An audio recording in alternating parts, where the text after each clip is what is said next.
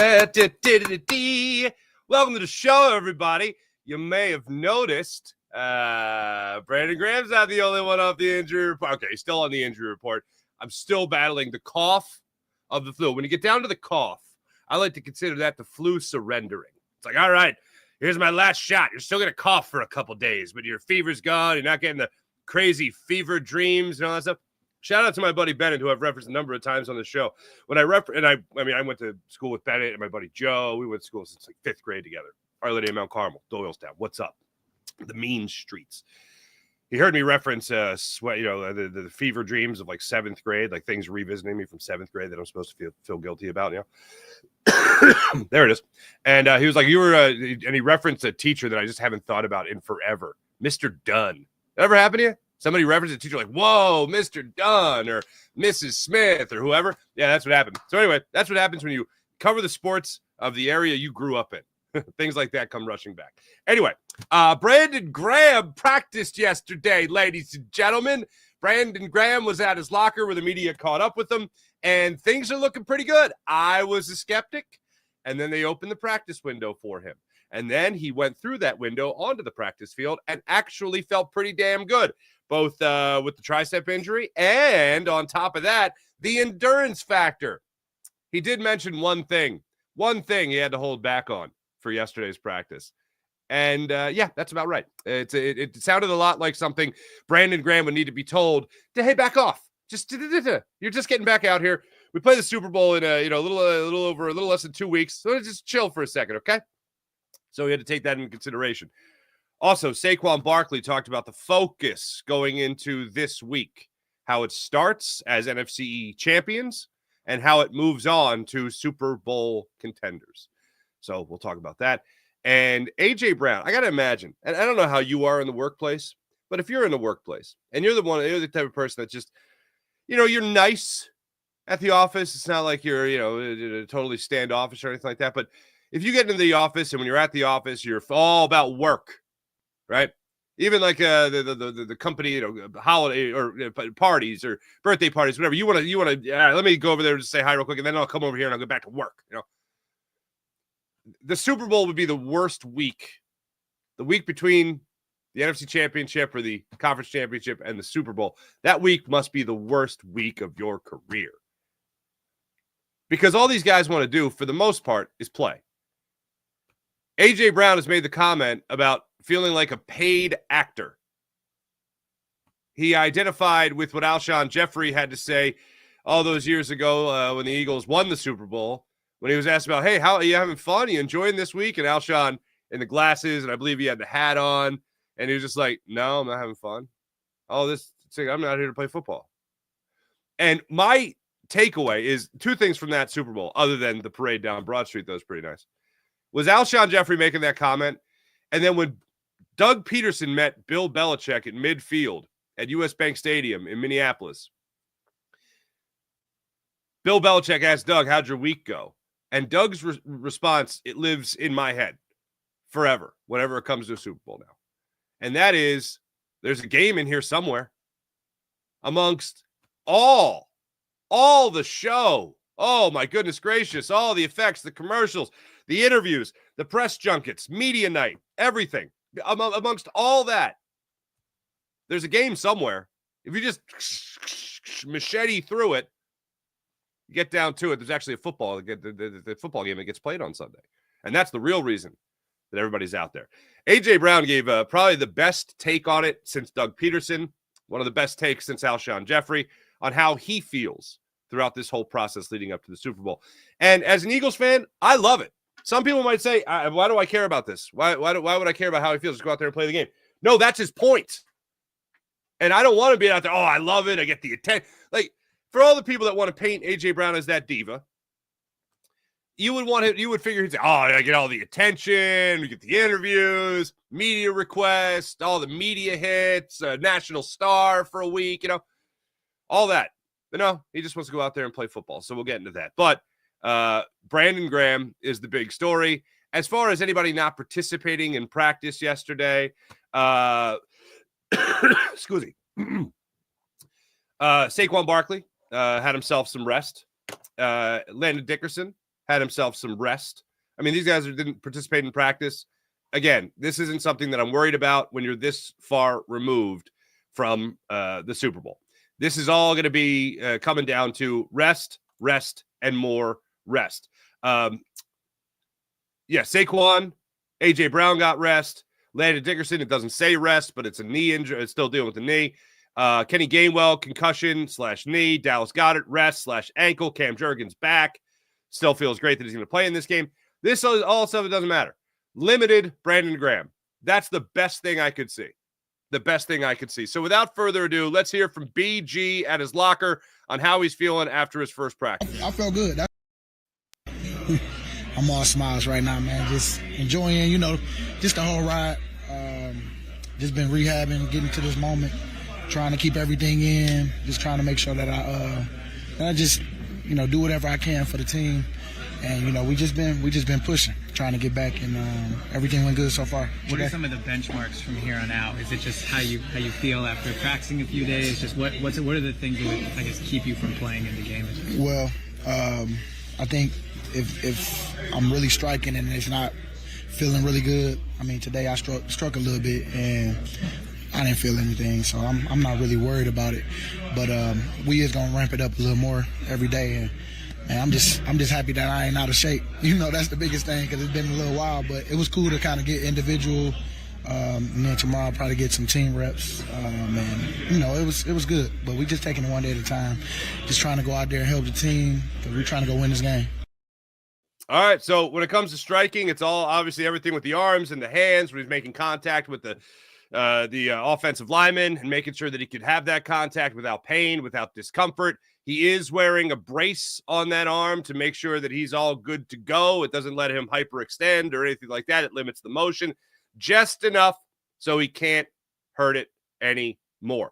The striking is an interesting thing. The endurance factor is something that I was questioning, because you're talking about potentially a 4-month injury. He mentioned it yesterday. 4 months. It's 2.5. And here he is at practice already. And he's got another week to go before they really got to make a decision. Now, yeah, the Eagles could walk this all the way up to a game time decision for Brandon Graham. And if I had to guess, that's exactly what they would do. But they're not opening the window for nothing here. They're not trotting this out as just some cute story during Super Bowl week. That's not what they're not using Brandon Graham for that reason. They are giving Brandon Graham every opportunity. Not that I'm rooting for this to be his last game, but they're giving him every opportunity for him to walk off the field as a Super Bowl champion and end his career. All with the Philadelphia Eagles after 2 Super Bowls. That's what they're giving him the opportunity for. And one of the other things I loved was that his attitude is not, I'm going to go back on that field and I'm dominating all that stuff. He's whatever it takes to help this team win.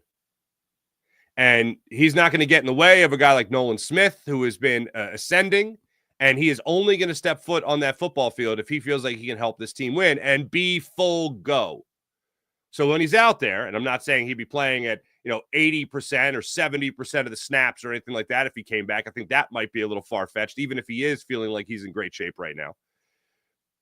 I don't see him playing anything close to that kind of snap count. Nolan Smith needs a break. I think BG is going to be out there. But it's not going to be anything like we were seeing before with BG taking a ridiculous, earned, but compared to years prior, insane amount of snaps for Brandon Graham. The endurance, great to hear that he was feeling great. There is one thing, and I teased this earlier about Brandon Graham, where he talked about one thing he had to hold back on when it came to that endurance. And, of course, this is just the most BG thing ever. I felt good. That's why I'm saying, the endurance was, way better than I thought. I was just a little hyped today, talking stuff out there, so I kind of had to chill. I said, don't give away your energy. Just make sure you go out there and be intentional on what you're trying to accomplish, and just trying to see where I was at as far as my arm. But I feel really, really good. We all was hyped. Everybody was hyped, just to be back out there, even myself. And I tell them boys, don't take being out there for granted, man. I'm just thankful to be back on that field one time, and I'm just happy that just to go get everything in the Super Bowl. Could you imagine being a trainer with Brandon Graham, getting him ready through this whole entire process? Trainers telling him, like, hey, look, It's going to be tough. What do you want to do? You're like, I want to go. Oh, let's go. We make it to the Super Bowl. I want at least a chance. And the trainers go, all right, we're going to get you ready. So at the end of the Rams game, they understand. They diagnose the injury. It's going to be a long road. It's going to be a long road. And then, playoffs start. Hey, BG, any chance you could play? I don't know. We'll see. The NFC Championship game, Dave Zangaro, we played it for you on Monday morning. Hey, BG, where are you at right now? Hey, on Monday, I'm going to get the evaluation. And we're going to see where we're at. Thursday, they open up the practice window for him. He's out there running around. He's out there striking. He's out there feeling good. But just before that, when they're ramping everything up to getting him ready to play, they're like, all right, Brandon, you're going to go practice tomorrow. I was like, I'm going to go practice tomorrow. This is going to be amazing. Imagine being the trainer in this situation where Brandon Graham is about to be unleashed on the practice field at Lincoln Financial Field, because that's where they practiced. And he's about to go out there. They're like, just one more thing, BG. We know you're excited. Just calm down for a second. Don't empty the tank in day one. So if you can limit the trash talk a little bit, I know it's going to be difficult, but we want to make sure you don't waste any energy. That's what that little smile was when he was talking about the potential of going out there and just burning the candle at both ends in day one of practice for the first time since the Rams game, for crying out loud. I couldn't imagine what that conversation was like with the trainer, and how BG was probably just like a wound up toy. Just like, yeah, okay, whatever. A distracted dog. Just wanted to go out there and get back with his boys. Lane Johnson talked about the energy that comes. Jordan Mailata talked about the not that anybody's spirits were down, but just how they feed off that energy from BG when he's out there. Like, everybody knows, like, all right, here we go. Like, it's almost like sounding off an alarm that Brandon Graham's out there and he wants to get everybody going. And I couldn't think, in all honesty, and this isn't, I was thinking about this when Jordan Mailata talked about it yesterday. I feel like he's got a really good pulse of the locker room. Now, it might be easy for a player to have that pulse. Obviously, he's part of it. But I feel like he's got really good reads. Like last week, he talked about how Jalen Hurts was more amped up and more into it. Not that he's ever out of it, but just a little bit more with the NFC Championship game. And Jalen denied that, because of course he did. I mean, what are you going to do? Say, I was kind of distracted every other week. No. But then Jalen goes out there and has his best game. Has one of his best games, not just of the playoffs, but the season. And then Jordan comes out and says this about Brandon Graham. Really, throughout the season, Jordan Mailata has just been really open and honest and not sugarcoating anything throughout the entire year. Even admitting, as I've mentioned many times after the Panthers game, how the offensive line, even on some plays, didn't even know their assignments. And there was a lot of confusion there. That's what some people might consider oversharing. But he let us in. And when it comes to BG coming out here, there was this sense watching Jordan Mailata talk about it yesterday that it was kind of like a little bit of a change of pace where nothing's going to get stale. In a week where you need to be super focused and can't be let any distraction take you away from the task at hand, in a week like that, to have Brandon Graham with you as a player, not just as a spiritual leader, if you will, to New Orleans, and then on the field, or on the sidelines, rather, that's got to be something special for these guys, especially guys like Nolan Smith, who've been looking up to him since he's been here. Really, this entire defensive line, and really the defense. I mean, that's a special thing to have that kind of emotional leader back on the football field for you yesterday. I thought of it yesterday as almost like a little bit of a rejuvenation to get BG back out there, some fresh energy, if you will. So I think it is special. I think it is meaningful. And aside from all that stuff that you can choose to believe or not, I choose to believe it. But aside from that, let's not forget, if Brandon Graham can just get back to the level, even if it's only for a handful of snaps here and there, if BG could just get back to the level that he was playing at before he went out with injury, oh my goodness. I know it doesn't show up in the sack department where a lot of people measure him, but man, he was making plays. He was playing some of the best football we've seen him play. And yes, I have thought about it. Stopping the Patriots, three-peat, Brandon Graham, strip sack of Tom Brady. Stopping the Chiefs, three-peat, Brandon Graham, strip sack, Patrick Mahomes. I'd love to see it. I'd love to see it.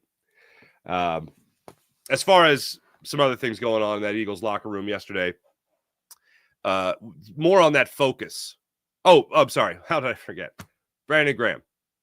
Looks like he's going to be playing in the Super Bowl. Said he's optimistic he'll play in the Super Bowl. Well, that's pretty dope. Thank you, Nick. Yes, we don't want to forget about that. There was a couple other things from yesterday. Doesn't want to overextend. Not going to overextend. Only going to go if he's 100. Said that. Yeah, that was everything he said. So good for BG.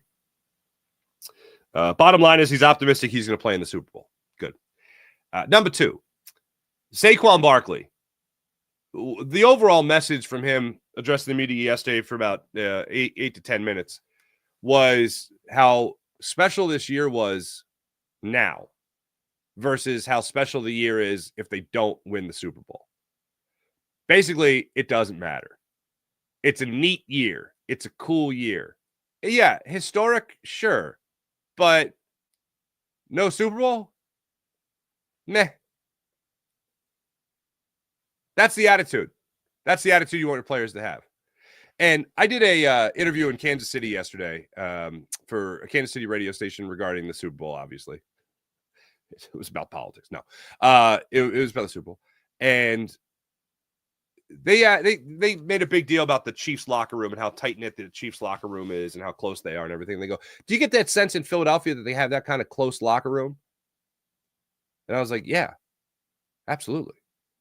I mean, even the backup quarterback is talking about how it's like a college atmosphere. Like everyone's just pulling for one another.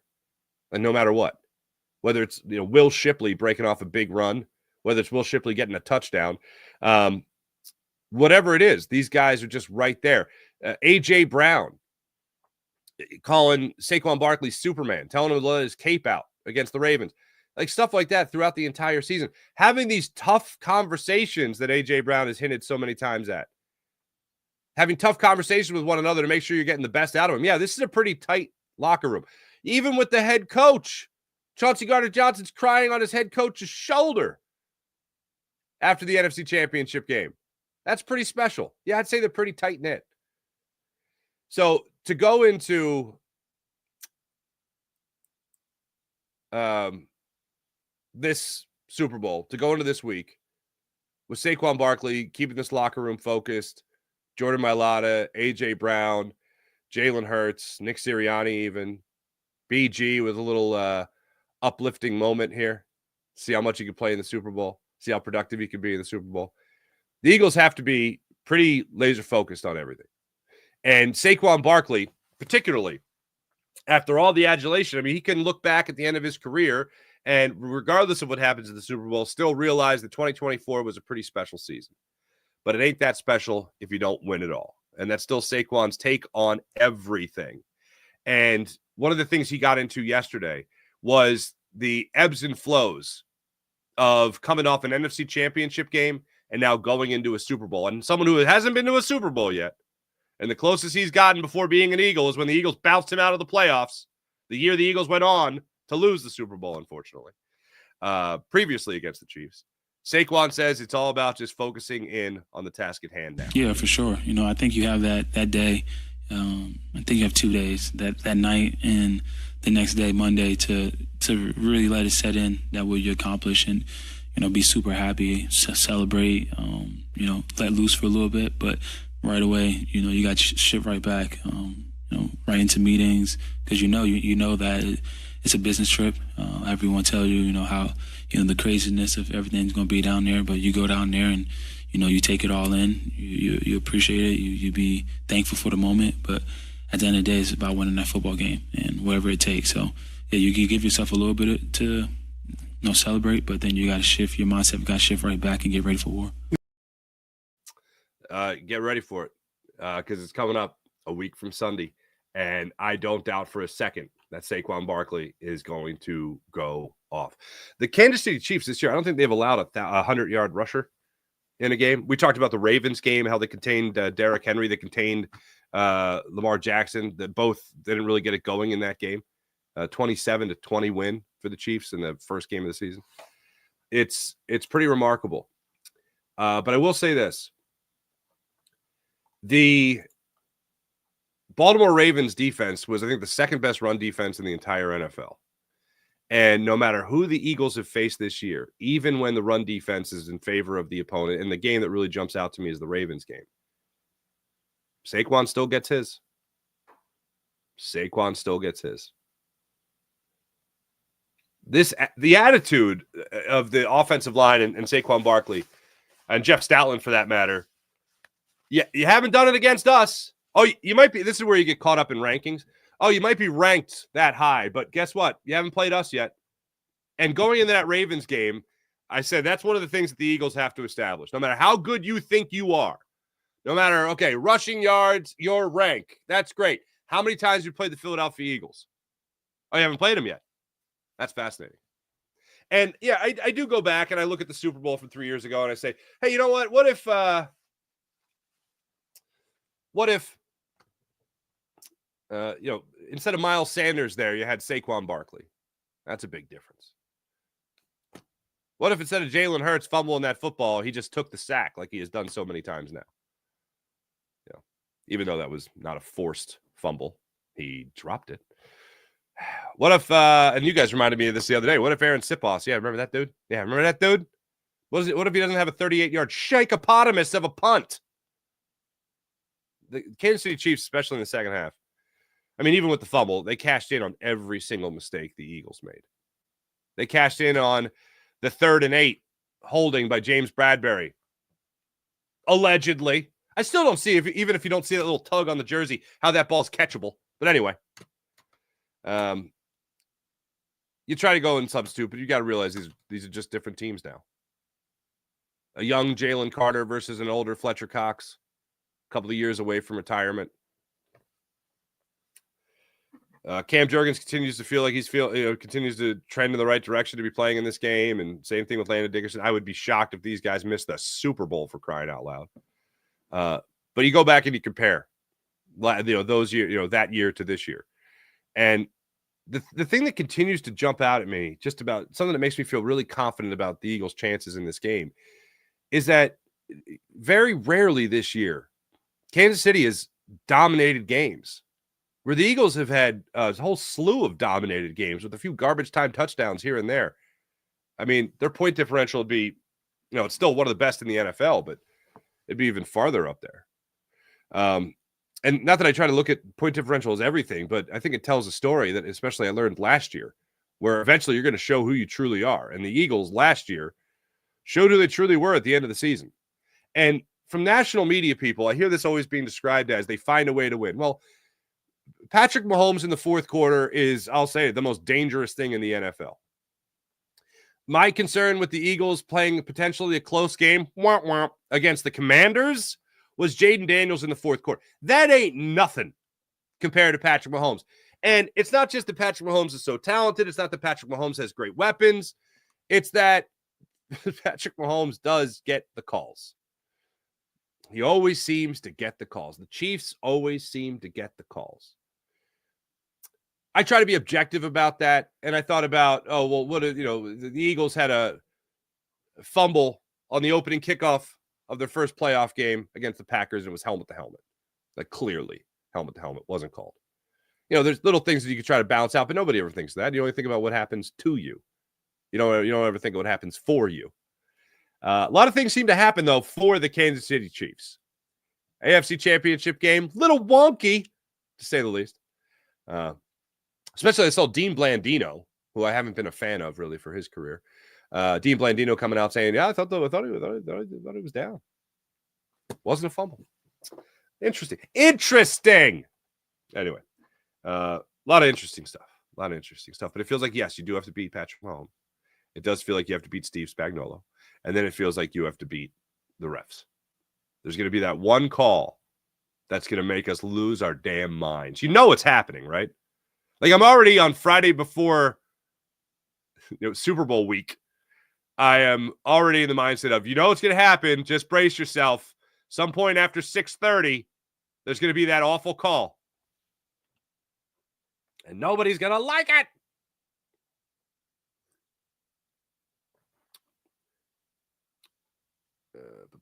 am I looking at here? Something sounded. I had a wrong note. I think I looked at the wrong number. Brandon Graham, real quick, sack totals. Jesus. 46% of the snaps this year. He was up from 34 last year. That's what he was up to. 46% of the snaps, defensive snaps, that is, this year. He played 14% of the special team snaps. Well, how about that for BG? Now, Nolan Smith is going to be another interesting character here. Nolan Smith, 55% of the snaps in 2024. Try to find the breakdown for you when it comes to snap count after game log 25. After BG went down. Holy pots and pans.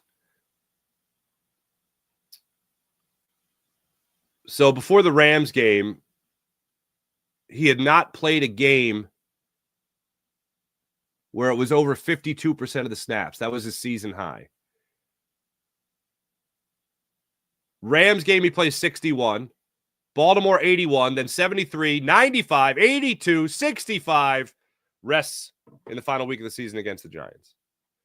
Then in the postseason, 88% of the snaps, 82% of the snaps, 80% of the snaps against Washington. So I would venture to guess that Nolan Smith is not going to see a huge cut in snaps, even with a healthy BG out there. Just a guess. As far as the attitude the rest of this week, I said I'd play this, and here it is.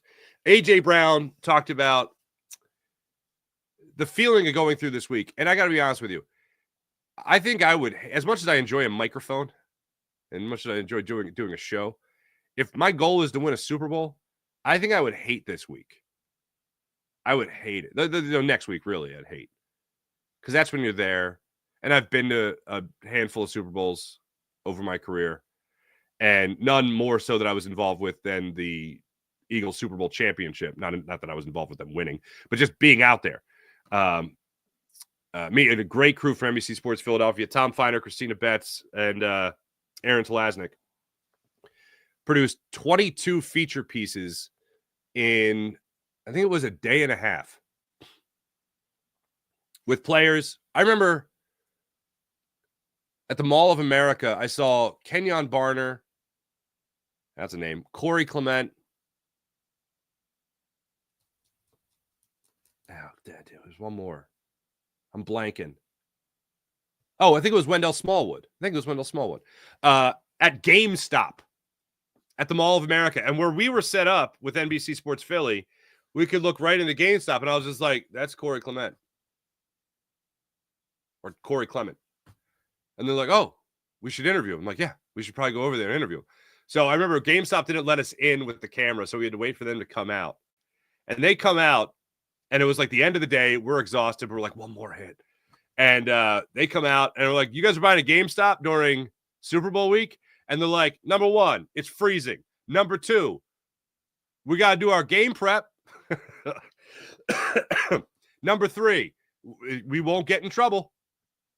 And then, wow, this memory just came back. I totally forgot. After that, we walked around the mall a little bit more because they told us other players were still in the mall. And I was like, okay.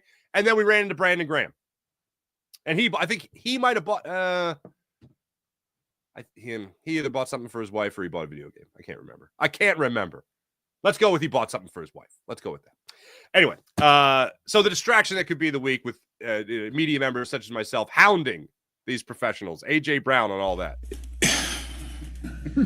Yes, it's about us, but it's not about us in that way.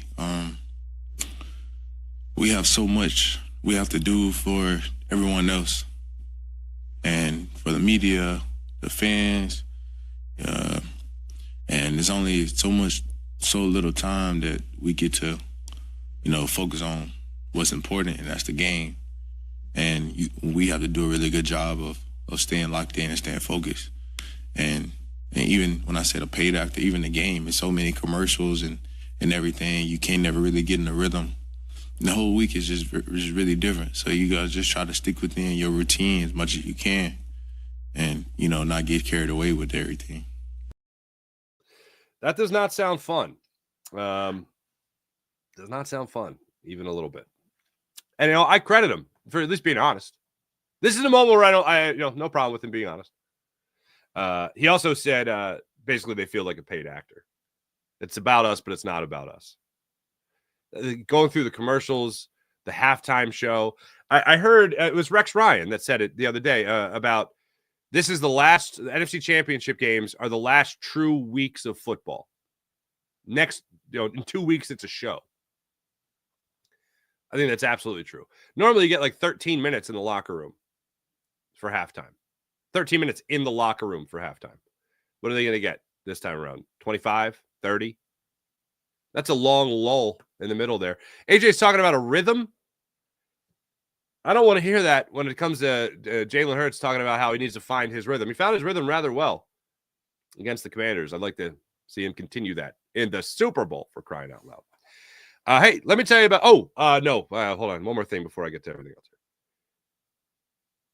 I'm not shocked that Tyrese Maxey was left off the All-Star team, but I will acknowledge that it is 1,000% a snub. Tyler Hero makes the All-Star squad, and Tyrese Maxey doesn't? I know Hero's got to deal with all the Jimmy Butler goings-ons, right? And he's got 24 points per game, and he's a 3-point, dreamboat, right? But Tyrese Maxey is now top 6 in the NBA in scoring. And I don't think he came to 30 points per game in the month of January. But he was right under that. He's got 27 points per game overall, 27.1 points per game, actually. And I know going into the Nuggets game, going into this January, 29.1 points per game in the month of January. That's pretty good. That's pretty damn good.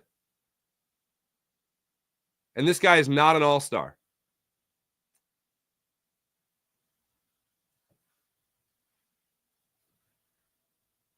They got robbed. And then without Joel Embiid playing, without the Sixers having a better record, without Paul George playing nearly as much as I'd like him to play, when the Sixers are what now? 9 games under 500? What are they, 8 games under 500 now? With them scraping to get by as even a play-in tournament team, 8 games under 500. Yeah, they're not going to get a lot of juice, unfortunately. But still, when you make the comparisons to like Tyler Hero, for instance, it just doesn't make any damn sense. Tyler Hero is just on a better basketball team, unfortunately, and also has a distraction. I just don't get it.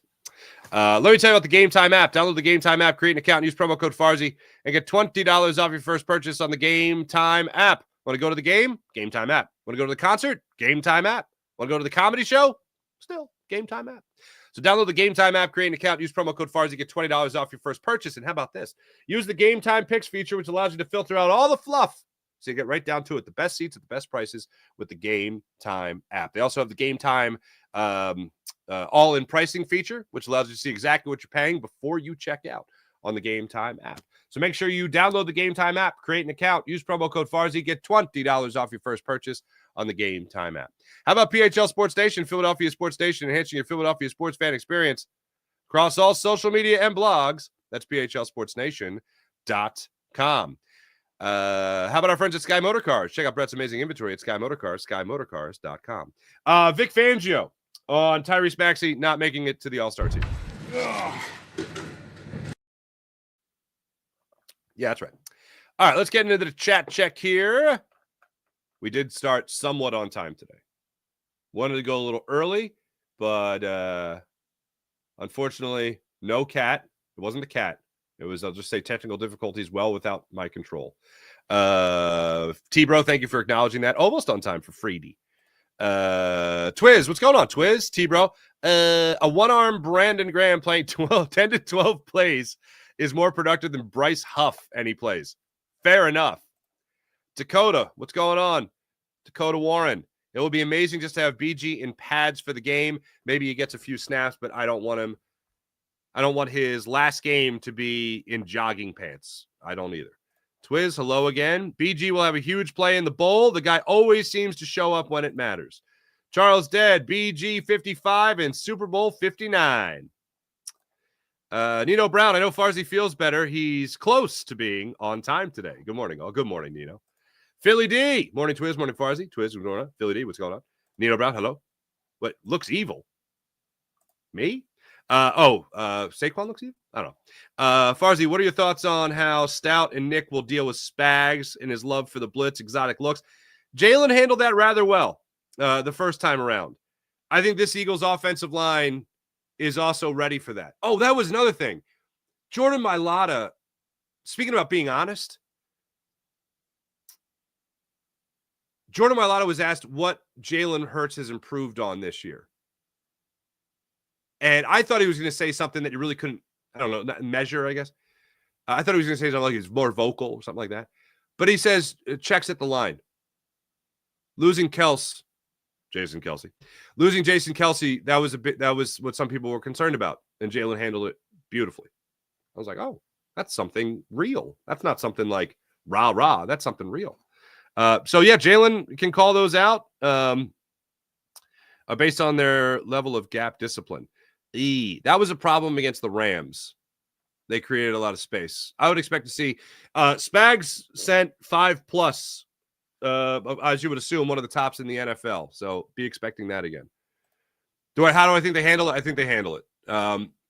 Jalen's ability to check down more so than ever this year. The Eagles' ability to run. There'll be a couple instances where you're running right past that blitz. Jalen does not get enough credit for recognizing what the defense is doing pre-snap. Everyone wants to focus, and I get it, but people want to focus on what happens post-snap when he gets to the top of his drop back and he surveys the field. But what happens pre-snap? You know what happens? He goes, oh, that's what they're doing. Guess what? 60-yard touchdown run. Get ready for this. Hike. Saquon's gone. Saquon been outstanding. Not only a great player, but leadership and unselfishness. Absolutely. Hit the oh, thank you, Nino. April. Good morning, April. I'm excited that BG is going to make it back. Looking that way. Barkley, best season I ever saw from an Eagle. Yeah. Even like the Nick Foles 27-2 season. They didn't go to the Super Bowl.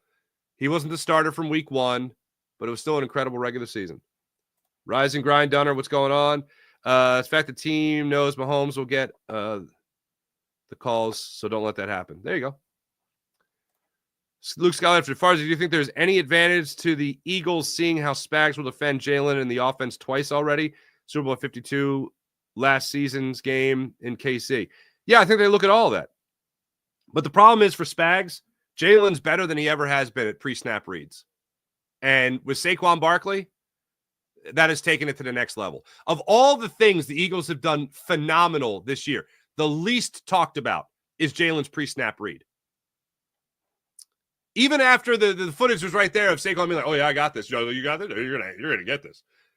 And then he hands it to him, and he just puts his arms up in the air. Like, what more has the guy got to do? Probably win the Super Bowl. But Crowley, what's going on, man? Blitz, Dank Bird Gang, hello. They asked AJ about being a paid actor like 6 times. They did. Charles Dead, that's their opinion. That's fine. It's one thing after the game to bitch about it. Knowing it's going to happen at some point, that's different. Like looking at it before the game is one thing. Blaming it after the game, I admit, is loser energy. Hurts has played very good the last 2 games against KC. Yep. Twiz mostly. According to Vivid Seats, Eagles fans, 49ers fans tied for the highest road. Oh, that's cool. Road attendance. That's cool, Sean Kilrain. Thank you. Good morning, Sean. Philly D, hello. Twiz, Elliott will be fine. Super Bowl winning kicker. I have faith in Jake. Good for you. So do I. I have faith in Jake as well. Jason, I think this is our year. I remember when I think this is our year was our only year. Everybody, that's the show. Appreciate you guys joining me. Try to start a little earlier, but I do have a Fox hit today so I have to jam. But I wanted to make sure I gave you guys at least a show. Plus, BG's endurance might be great. Mine is not so great. Still feeling the fatigue a little bit from all things flu. So I will be back with you guys tonight, actually, on Locked On Sports Philadelphia after Sixers Nuggets. Look forward to that. And then I'll be back with you guys on Monday morning. So I look forward to that as well. Have a great rest of your day. My name is Mark Farzetta. This is the Farzy Show presented by MyBookie, mybookie.ag. Catch you guys on the Farzy Show Monday morning. And in the meantime, like and subscribe to the Farzy Show. Like and subscribe to Jacob Media. Like and subscribe to the Seth Joyner Show YouTube channel. And like and subscribe to Locked On Sports Philadelphia as well. Catch you guys Monday. Bye.